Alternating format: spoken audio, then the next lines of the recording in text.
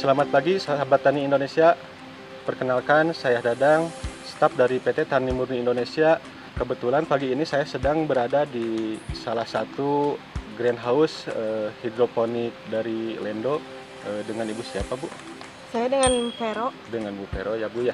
Kalau hidroponik di Lendo ini sudah sekitar 5 tahun berjalan. Nah, kalau di hidroponik ini umurnya bisa lebih cepat, kemudian iklim mikro dari situasi kayak cuacanya juga mungkin di sini lebih terkendali ya. Kalau di luar kan mungkin ada perubahan musim, ada hujan segala macam. Dari bobot bisa lebih seragam, untuk pertumbuhannya juga lebih seragam. Pertumbuhan lebih seragam. Nah, iya. Jadi kalau di hidroponik ini otomatis tidak menggunakan pestisida. Iya. Jadi mungkin residu pestisida bisa tidak lebih, ada ya? Atau iya, bisa lebih dikendalikan. Bisa lebih dikendalikan dan mungkin bisa lebih sehat lagi ya, Bu ya, untuk Iya, betul. yang mengkonsumsinya ya, Bu. Iya. Untuk pemupukannya sendiri bagaimana, Bu, kalau misalkan di dalam hidroponik ini budidayanya? Untuk di hidroponik ini kita pemupukannya dengan dialirnya, kebetulan ini menggunakan sistem NFT, petrian film teknik. Jadi si airnya nanti mengalir, terus mengalir, berputar lagi masuk ke tandon, masuk lagi ke sini, berputar terus. Berputar terus. Nah, untuk biasanya kan dari pelarihan air itu biasa yang dipakai misalkan 1000 liter. Iya. 1000 liter itu biasanya berapa hari kemudian dia bisa ditambah lagi air, kan otomatis berkurang. Dengan penyerapan si tanaman yang semakin membesar, mungkin kebutuhan airnya sama nutrisi lebih banyak juga. Iya. Nah, untuk penambahannya itu sendiri, Bu, berapa hari sekali, Bu? Kalau untuk penambahan air kita setiap hari ada penambahan, misalnya kalau nggak setiap pagi, setiap sore.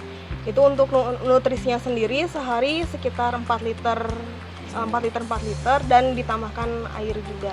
1000 liter? Sekitar 1000 ada. 1000 liter ya, Bu ya. Dalam satu greenhouse, Bu Vero, ini terdapat berapa populasi tanaman, Bu Vero?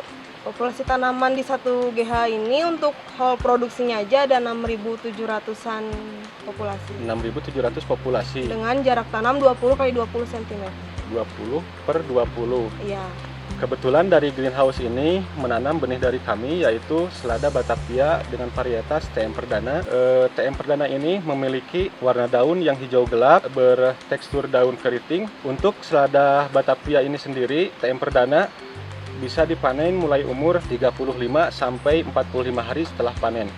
Adapun kelebihan selada TM Perdana ini, dia di pertumbuhan lebih seragam, di penyemaian juga lebih seragam, dan juga dia memiliki tekstur yang lebih renyah dibandingkan dengan selada yang lainnya.